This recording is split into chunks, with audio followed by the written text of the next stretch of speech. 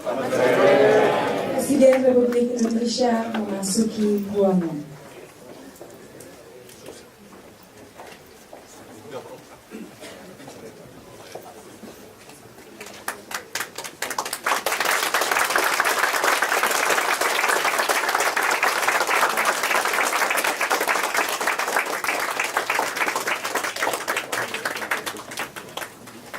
Presiden Republik Indonesia, para menteri yang terhormat beserta rombongan, masyarakat Indonesia yang kami banggakan, para konsul jenderal Republik Indonesia di Hamburg dan Frankfurt, serta rekan-rekan KBRI Berlin, hadirin yang saya hormati.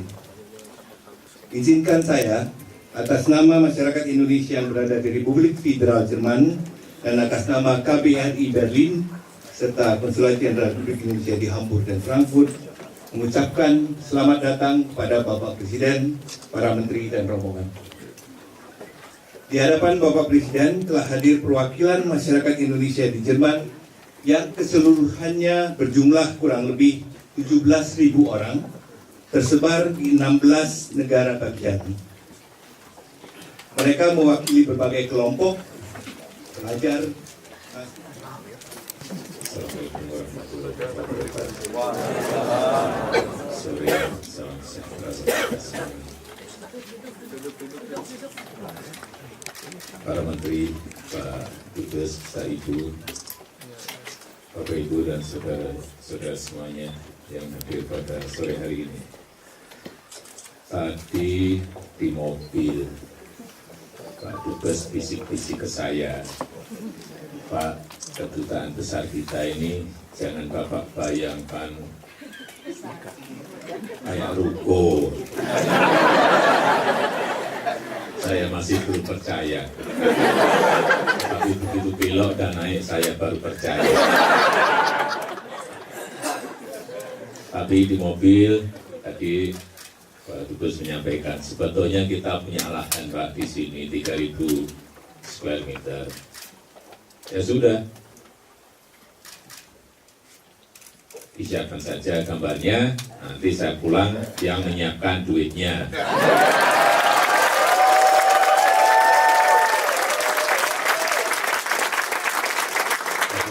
Saudara-saudara semuanya, Indonesia, kita ini negara besar, itu yang sering kita lupa. Selalu memposisikan diri kita ini kayak, enggak. Kita ini negara besar, 252 juta. Saya tadi ngomong ke Kansler Merkel, penduduk Indonesia itu 252 juta. Hidup di 17.000 pulau. Dia bingung. Dia ngomong, saya membayangkan saja sudah bingung. Ini negara kita negara besar. Jangan kita merasa kecil, karena apa? Kita ini mengecilkan diri kita sendiri. Ini kedutaan kecil seperti dari dulu ya diem saja. Kalau saya risih gitu, risih. Saya melihat juga misalnya, ini pembangunan kan kita lakukan dari pinggir. Saya melihat, saya berikan contoh, perbatasan Entikong di Kalimantan, di Kalbar, perbatasan di Matoain dengan Timor Leste. Nah sana gedungnya gede banget, gedung kita kecil, diemuin berpuluh tahun gimana. Begitu saya kesana saya nggak terima, seminggu ini harus bongkar semuanya. Saya hanya perintah gitu aja. 3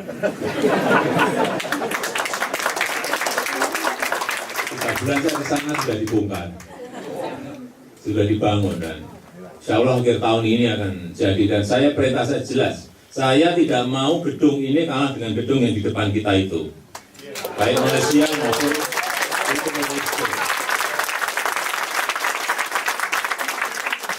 Jalannya hanya 5 meter, di sana mulus gede sih kita 5 meter. Aduh, kita ini negara besar dan itu jendela depan kita. Saya kesana kemarin juga kalau buat jalan kan cepat, sudah jadi 20 gitu, waduh gede. Saya kan tiap 3 bulan, 4 bulan pasti saya cek setiap pekerjaan. Saya cek, udah gede, sudah 20 meter dari yang dulu 5 meter. Yang itu kita masuk menjadi grek gitu loh. Orang masuk ke kita grek gitu loh. Jangan kita disepelekan juga gara-gara hal seperti itu. Coba kalau saya nggak diajak oleh Pak Dubes ke sini, ya nggak tahu juga saya mungkin. Nggak ngerti.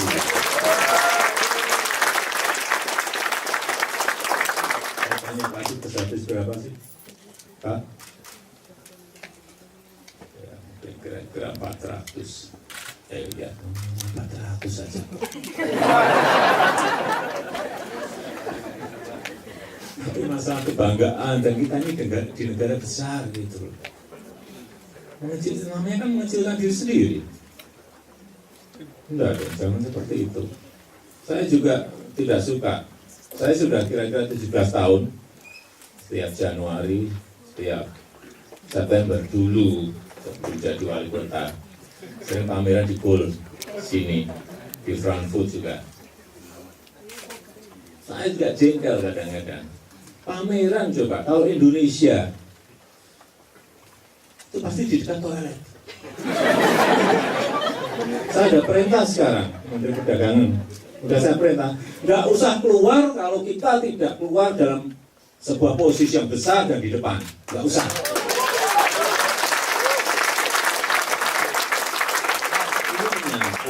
Ini menyangkut apa? Nation branding, menyangkut country branding, menyangkut persepsi, menyangkut image. Kalau seperti itu diterus-teruskan, waduh, jadi apa image kita, persepsi kita gitu loh. Sudah, setanya tidak gede, menyingkir di dekat. Nah, coba kayak apa gitu. Nggak usah lah, saya nggak usah. Tetapi memang dalam pengelolaan anggaran kita ini memang setelah kita detailkan, memang menurut saya keliru besar. Ada anggaran pameran itu di 17 kementerian, ada semuanya. Sini. Pameran sendiri-sendiri. Begitu saya kumpulkan 17 itu, berat hampir 2,5 triliun. Saya bisa buat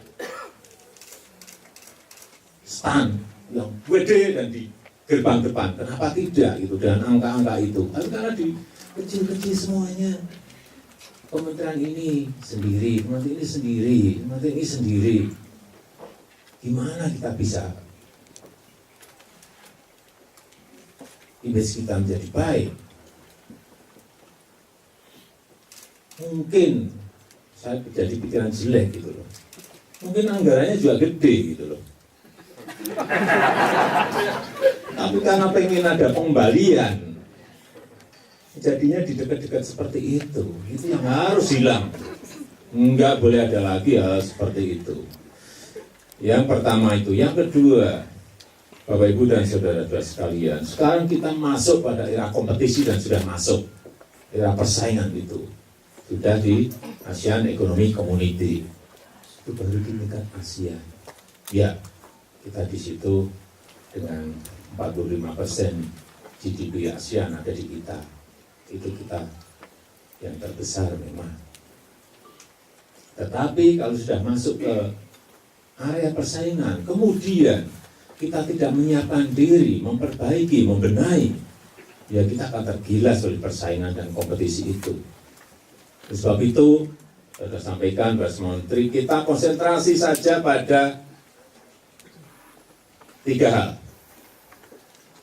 Yang pertama, diregulasi besar-besaran. Yang kedua, pembangunan infrastruktur yang dipercepat. Yang ketiga, persiapan untuk sumber daya manusianya. Juga secepat-cepatnya. Sebab itu saya datang ke sini hanya urusan satu. Masalah sumber daya manusia. Lewat vocational school, lewat vocational training. Pertama, kenapa diregulasi? Karena urusan di kita itu ruwet semuanya. Saya sebetulnya bawa gambar-gambar yang mungkin kita pusing sekaligus jengkel. Saya tunjukin gambar, mungkin Bapak Ibu juga ikut jengkel. Karena aturan-aturan kita ini memang terlalu banyak. Saya suruh ngumpulin, Pak, pernah coba hitung coba si aturan kita ini berapa sih? Regulasi kita itu berapa? 42.000. Overlapping. Perdanya, perda bermasalah aja yang ada di Kementerian Dalam Negeri 3.000 lebih. Apa perintah saya? Kan ini bermasalah. Dihapus saja. Kalau dikaji lagi, pakai dikaji-kaji gitu, sebulan dapat 7. Berapa puluh tahun itu akan habis. Perintah saya adalah, ya sudah, nggak usah pakai kaji-kajian itu, langsung hapus, hilangkan. Udah, untuk apa lagi gitu? Jelas bermasalah itu perda apa sih?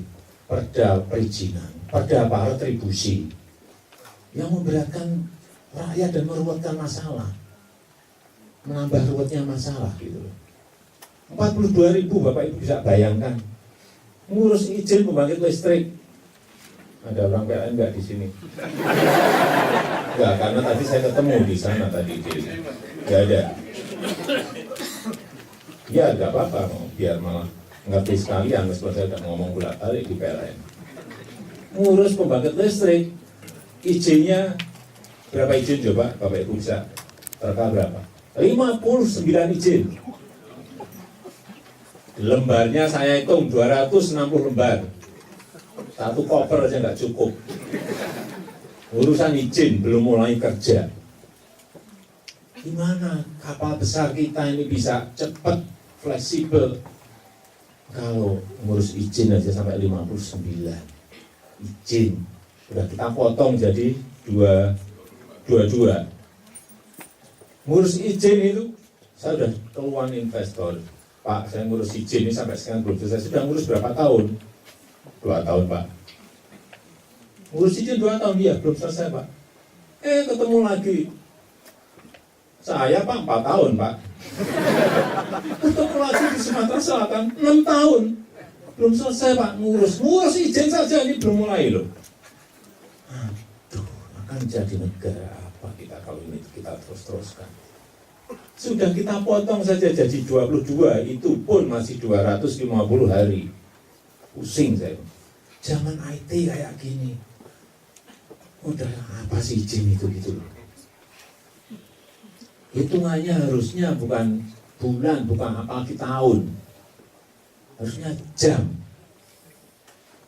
Harusnya jam. Saya pernah datangi kantor yang mengeluarkan izin SIUP TDP.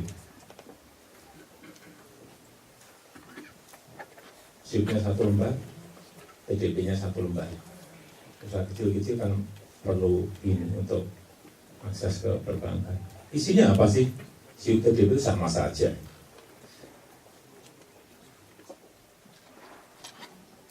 Nama perusahaan, nama pemilik, alamat, modal usaha, situs usahanya apa. Itu aja, nggak ada yang lain. Terus bawahnya ditulis apa gitu aja, udah 1 lembar.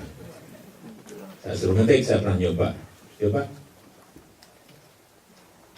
di bagian perizinan di bawah. Coba saya meniti 2 menit jadi.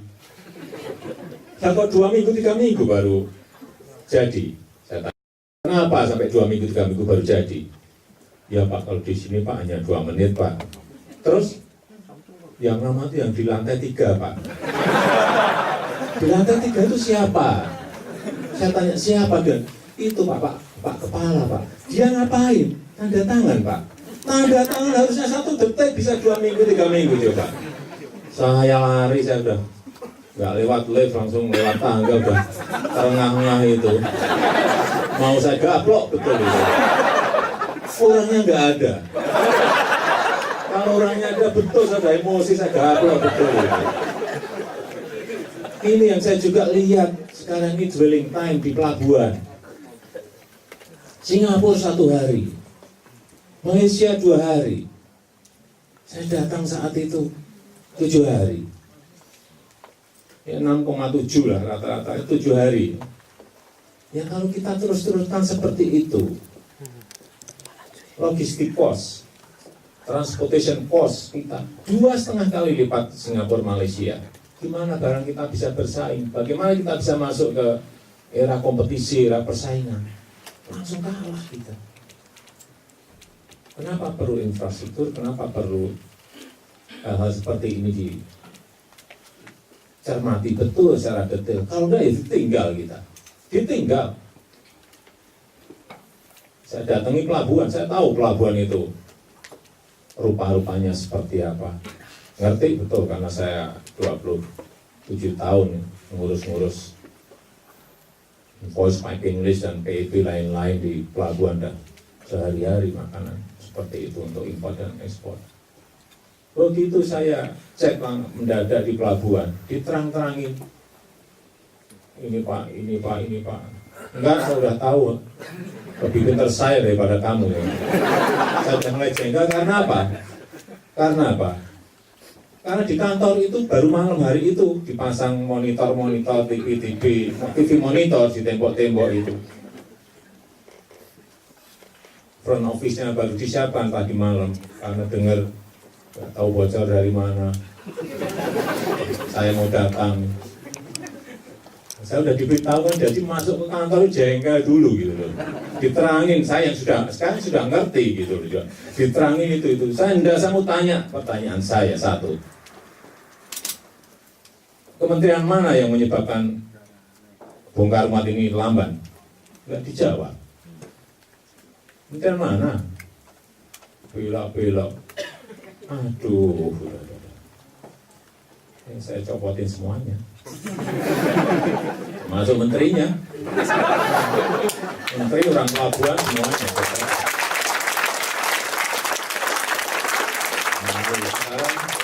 Sekarang dwelling time kita berapa? Sampai hari 3? Masih 3, bukan masih sudah bagus 3,5. Saya bayangkan minjek supaya bisa di bawah 5 aja sudah alhamdulillah, sekarang sudah 3,5. Tapi saya kemarin minta di bawah 3 lah, kalau bisa kedua gitu. Kenapa bisa seperti itu ya? Bekerja itu harus diawasi. Kalau yang saya lakukan, ya, misalnya seperti tol Trans Sumatera, saya bawa gambar-gambar, enggak disiapin. Kereta api, jalur kereta api di Sulawesi misalnya. Waktu saya groundbreaking di Trans Sumatera, ada masyarakat yang bisikin saya, Pak, jangan hanya groundbreaking. Loh ada apa? Ini dulu pernah di groundbreaking, Pak. 35 tahun yang lalu. Tapi nggak pernah dilaksanakan. Waduh, saya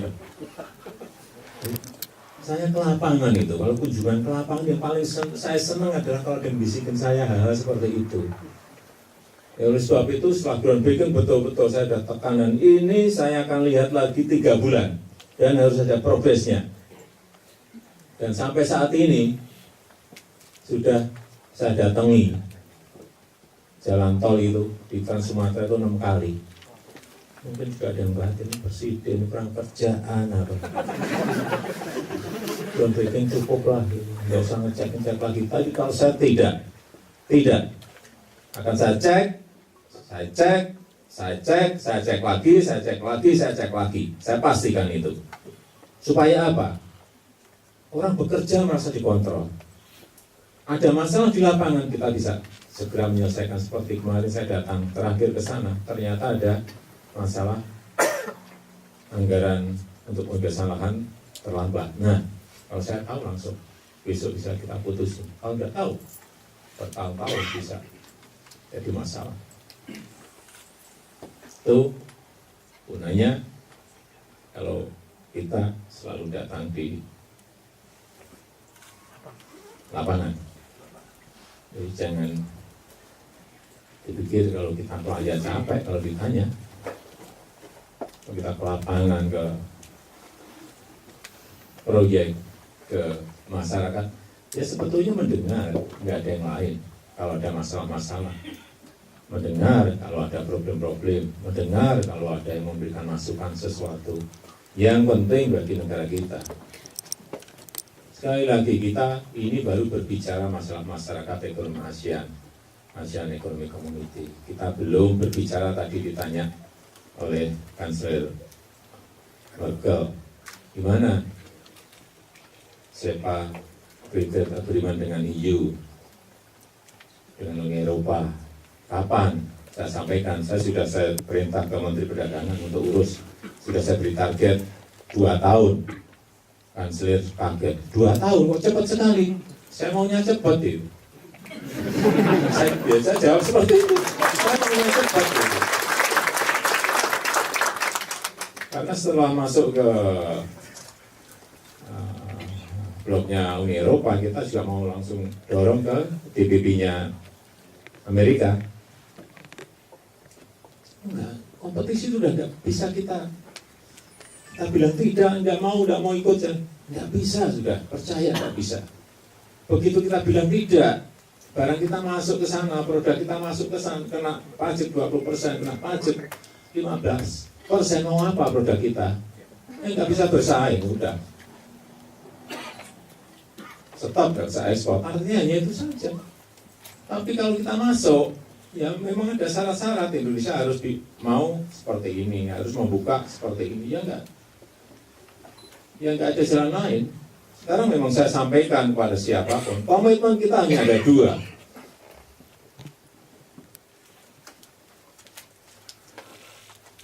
Terbuka dan kompetisi. Openness, competition, enggak ada yang lain. Udah, mau tidak mau harus siap, mau tidak mau harus menyiapkan diri, enggak ada yang lain. Enggak ada yang lain.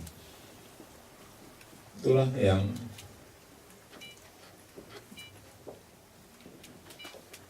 terus kita kerjakan. Tetapi sekali lagi memang bukan sesuatu yang gampang, bukan sesuatu yang mudah. Tapi saya meyakini apabila ini konsisten, terus-menerus dilakukan perbaikan-perbaikan itu, komponen-komponen itu, dengan sumber daya alam yang besar, dengan jumlah penduduk yang gede, yang merupakan potensi pasar juga, saya kira pertarungan, persaingan itu akan kita menangkan. Kompetisi itu akan kita menangkan. Dan kita nggak mau menjadi pecundang. Saya sudah minta Bapak Duta Besar untuk yang masalah vocational training, masalah vocational school, agar kita konsentrasi betul sehingga bantuan dari Jerman kepada kita betul-betul bisa mempercepat produksi anak-anak kita dengan skill yang baik, dengan skill yang disiplin, dengan tadi saya ke Siemens melihat pelatihan dan training yang memang luar biasa sudah. Dan itu ternyata dari cerita Pak Dubes juga, Vietnam sudah kesini 4 tahun yang lalu, Malaysia sudah 2 tahun yang lalu kesini. Tapi ya nggak apa-apa kita kesini sekarang. Nggak apa-apa sekarang, tapi asal bisa mengejar, melompati, yang paling penting kan itu. Kalau tidak, aduh, nggak bisa bayangin itu. Dengan keterbukaan seperti sekarang ini, sudah apa sih yang nggak terbuka sekarang ini coba? 2018 nanti sudah perbankan internasional buka semuanya. Saya punya uang di Singapura berapa juga nanti akan kebuka. Misalnya saya punya uang di Swiss berapa. Itu semuanya akan buka semuanya. Ya belum kesepakatan antar negara 2018 dibuka ya, sekarang sudah ada Panama Papers. Iya kan? Sudah didahului gitu loh. Tapi nantinya juga sudah buka. Ini negara nanti buka-bukaan semuanya. buka-bukaan. Siapa yang bayar pajak, siapa yang tidak, siapa yang di rekeningnya gede dan siapa yang tidak, sudah semua, memang buka-bukaan. Dan itulah era yang ke depan yang kita hadapi. Kalau kita tidak siap, kalau kita tidak menyiapkan diri, ya terlindas oleh kompetisi itu. Ditinggal dan kita menjadi pecundang. Itu yang saya sampaikan setiap bertemu rakyat di kampung, di desa, di kabupaten selalu saya sampaikan, kita sudah berhadapan dengan masalah-masalah ini. Yang mau tidak mau kita harus hadapi. Semuanya harus siap, masyarakatnya harus siap, dunia usaha swastanya harus siap, BUMN-nya harus siap, pemerintahnya juga harus membenahi, harus siap. Tidak ada lagi yang ngurus izin sampai 6 tahun, 4 tahun, 2 tahun, nggak ada. Harus terus potong. Nggak ada. Sehingga apa? Fleksibilitas kita dalam memutuskan, baik di tingkat pusat, di provinsi, di kabupaten, di kota bisa cepat. Mengambil tindakan kalau ada perubahan dunia yang setiap detik, setiap menit, setiap hari sekarang berubah terus. Juga bisa kita lakukan kalau kita tidak dibebani oleh aturan-aturan yang ribuan banyaknya. Contoh tahun kemarin, kita pontang-panting menghadapi krisis Yunani, yang nongol depresiasi yuan. Kita pontang-panting menyiapkan antisipasi ini, yang muncul kenaikan suku bunga The Fed. Ya ini perubahan yang memang sulit diprediksi. Oleh sebab itu kesiapan kita sendirilah yang akan menjadikan kita selamat, tidak ada yang lain. Kompetisi, keterbukaan itulah visi yang kita ambil. Siap tidak siap, ya kita harus menyiapkan diri. Saya kira itu yang bisa saya sampaikan pada kesempatan yang baik ini. Apapun yang bisa diberikan masukan kepada negara, kepada kita dari Jerman ini, kita akan sangat menerima dengan senang hati apapun untuk perbaikan negara, untuk kebaikan negara, untuk kebaikan rakyat. Dan informasi yang penting-penting dari sini, bisa dari kedutaan, bisa dari masyarakat, saya juga akan sangat baik dalam rangka tadi kita menghadapi persaingan, dalam rangka menghadapi kompetisi. Terima kasih. Assalamualaikum warahmatullahi wabarakatuh.